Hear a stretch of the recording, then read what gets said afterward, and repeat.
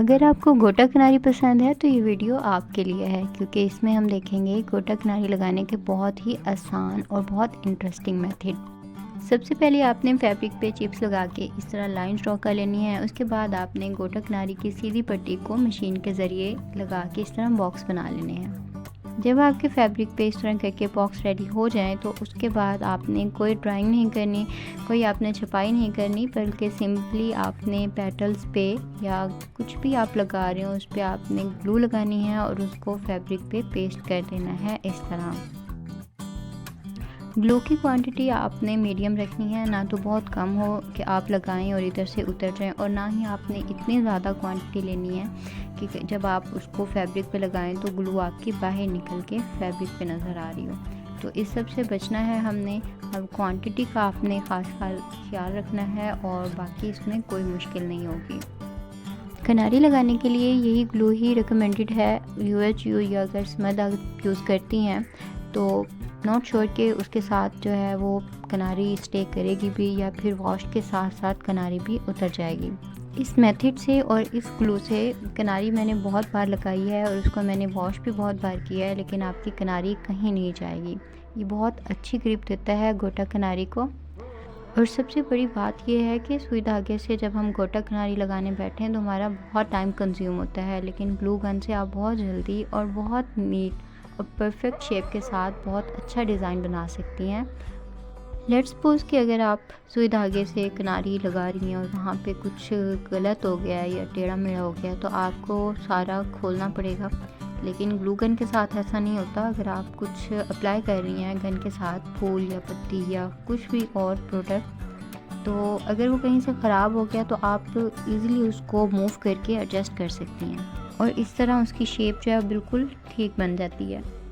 तो आपने इसको अप्लाई लाजमी करना है, एक बार ट्राई ज़रूर कीजिएगा और आप देखेंगे कि कितनी आसानी से और कितने अमेजिंग जो है वर्क किया जा सकता है इस तरीके से। देखने में ये डिज़ाइन बहुत मुश्किल लग रहा होगा, लेकिन जब मैंने इसको बनाया तो मुझे इसको बनाने में बहुत मज़ा भी आया और साथ में ये बहुत जल्दी भी बन गया। और साथ ही जहाँ पे भी कुछ गलत हो रहा था तो मैं उसको जल्दी से ठीक करके एक परफेक्ट जो उसकी शेप बन रही थी वहाँ पे फिक्स कर। ज़रूरी नहीं है कि आप इस डिज़ाइन को सिर्फ मैक्सी पे ही डिज़ाइन करें, बल्कि आप इसको स्लीव्स पे या फिर शर्ट, फुल शर्ट पे भी इसको जो है वो बना सकते हैं।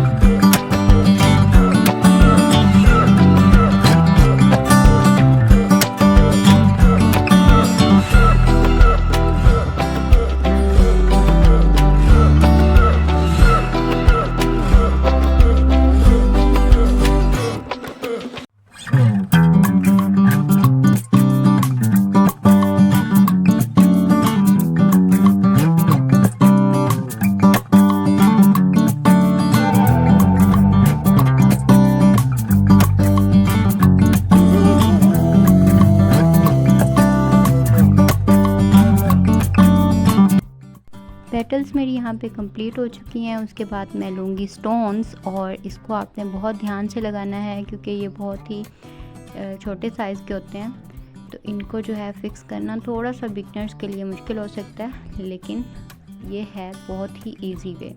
तो आपने क्वांटिटी को जो है वो ध्यान से देखना है कि कितनी आपने क्वांटिटी लेनी है।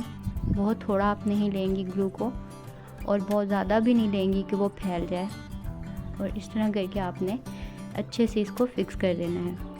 कैमरा में ये स्टोन जो हैं आपको प्रॉपर्ली नज़र नहीं आ रहे, लेकिन रियल में ये बहुत ही अच्छे लगते हैं और इससे बहुत शाइन आ जाती है।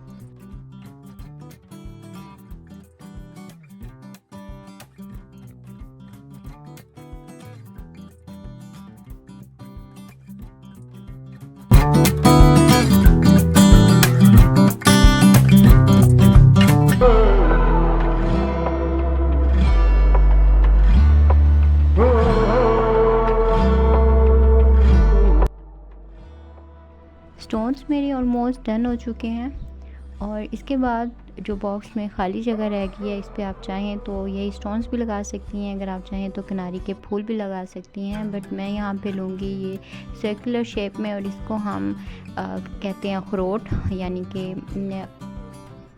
किनारी में इसको अखरोट कहते हैं। तो इस तरह इसकी सरफेस क्योंकि बहुत प्लेन होती है, तो इसको आप बहुत ही ईज़िली और बहुत अच्छे से एडजस्ट कर सकते हैं, और ये फिक्स भी बहुत अच्छे से हो जाते हैं बाकी चीज़ों के निस्बत, क्योंकि इसकी सरफेस की वजह से।